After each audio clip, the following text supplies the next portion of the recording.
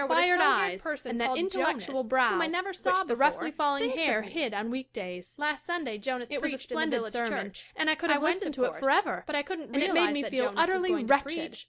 The fact Oh, I that wish he I was a were like minister, you, or Anne. going to be one. He caught up with me persisted on the in road seeming home a huge joke and to grinned me. as cheerfully as Well, usual. Jonas preached, But his grin and could by the never time he deceive had me preached again. 10 minutes, I had felt seen the so real small Jonas. and insignificant I wondered if that he I could thought ever I see must the be real invisible Phil, to the naked whom eye. nobody, Jonas not never even you, said a word Anne, about has women, ever seen yet. and he never looked at me. Jonas, But I I said. realized then I and forgot there to call what him a Mr. pitiful, Blake. Wasn't it frivolous, dreadful? small-souled little But there are butterfly I times when was, things like that and don't how horribly matter. different I must be from Jonas, Jonas's ideal you were born woman. to be a minister. She would be You couldn't grand be and anything strong else. and noble. No, I couldn't. He was so he said earnest soberly. and tender I and tried to be true. something else He for was a long everything time. a minister I didn't ought to want to be. be a minister. I wondered how But I I came could to ever see have at thought him last ugly. that it was the but work he given really me to is. do. With those And God inspired helping me, eyes I shall and that try to do it. intellectual brow, His which voice the was roughly low and falling reverent. hair hid I on thought that he weekdays. would do his work and It do was it a well and splendid nobly. sermon, and I could and have happy listened the to it woman forever, fitted by and nature it made and me feel training to utterly help him do wretched. it. Oh, She I would wish be I no were like feather, you, Anne. blown about by every He caught up fickle with me wind on of the road fancy. home, and She grinned would as always know what cheerfully as hat to put usual. on. But his Probably grin she could would never have only deceive me one. again. Ministers had never seen the have real much money. Jonas. But she I wouldn't wondered mind if he having could ever one see hat, the real or none Phil, at all, whom nobody, because she would not have even Jonas. you, Anne, has ever seen Anne yet. Shirley, don't Jonas, you dare to I say said. or I hint forgot or to call think him Mr. that I've Blake. fallen in Wasn't love it with Mr. dreadful? Blake. But Could there I are times care when for a things like lank, that don't poor, matter. ugly theologue Jonas, named you were Jonas? born to be a minister. As Uncle You Mark couldn't says, be anything else. it's impossible, and No, I what's couldn't, more, he it's said improbable. soberly. I Good tried night, to be something else Phil. for a long time.